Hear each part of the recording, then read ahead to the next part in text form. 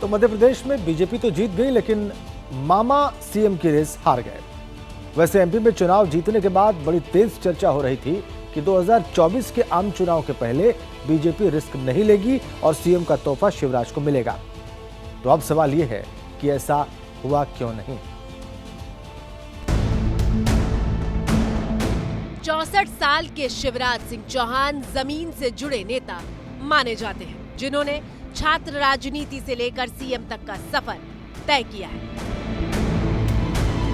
मध्य प्रदेश के इतिहास में शिवराज सिंह इकलौते हैं जो 4 बार सीएम बने। 2005 में शिवराज पहली बार सीएम बने थे, जबकि शिवराज 1972 से ही यानी सिर्फ 13 साल की उम्र से आरएसएस से जुड़े हुए हैं। 1990 में पहली बार बुधनी से विधायक बने थे। शिवराज सिंह चौहान मध्य प्रदेश के पहले ओबीसी सीएम हैं जो सबसे लंबे समय तक मुख्यमंत्री रहे। उनके नाम तो बीजेपी में भी सबसे लंबे समय तक सीएम बने रहने का रिकॉर्ड है। मैं शिवराज सिंह चौहान ईश्वर की शपथ लेता हूँ। जब शिवराज वरिष्ठ भी हैं और परफॉर्मिंग सीएम भी, फिर उन्हें मुख्यमंत्री क्यों नहीं बनाया गया? दरअसल पार्टी आने वाले 20 सालों के लिए नया नेतृत्व तैयार कर रही है और इसी क्रम में शिवराज सिंह चौहान को मुख्यमंत्री नहीं बनाना तय किया गया।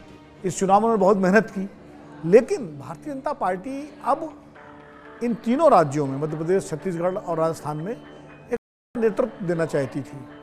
और इसलिए ये तय था कि अगर भारतीय जनता पार्टी की तीनों राज्यों में जीत होती है और धमाकेदार जीत होती है, और चूंकि पूरा चुनाव सामूहिक नेतृत्व में लड़ा गया था, प्रधानमंत्री नरेंद्र मोदी जी ने सीधा चुनाव अपने नाम पर, अपनी गारंटी पर लड़ा था, तो ये पहले तभी से तय हो गया था कि चुनाव जीतने के बाद तीनों राज्यों में नए चेहरे आएंगे।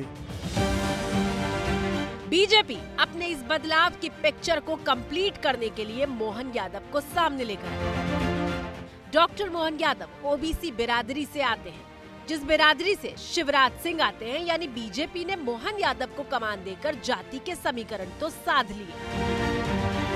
58 साल के मोहन यादव शिवराज सरकार में शिक्षा मंत्री रह चुके हैं। मोहन यादव साल 2013 से उज्जैन दक्षिण से लगातार 3 बार विधायक रहे हैं।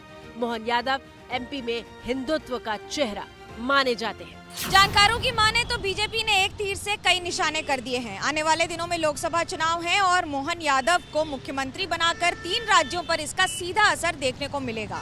उत्तर प्रदेश, हरियाणा, बिहार, इन तीनों में यादवों का बहुत बड़ा वोट बैंक है जो अभी तक बीजेपी के साथ नहीं था, लेकिन अब संभवतः हो सकता है।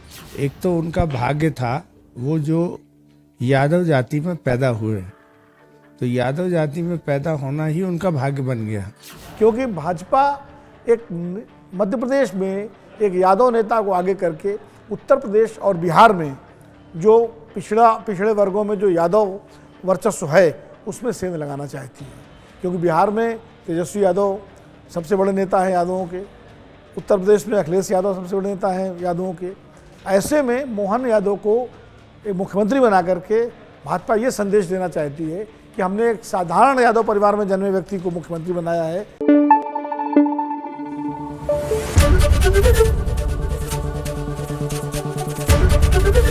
एबीपी न्यूज आपको रखे आगे।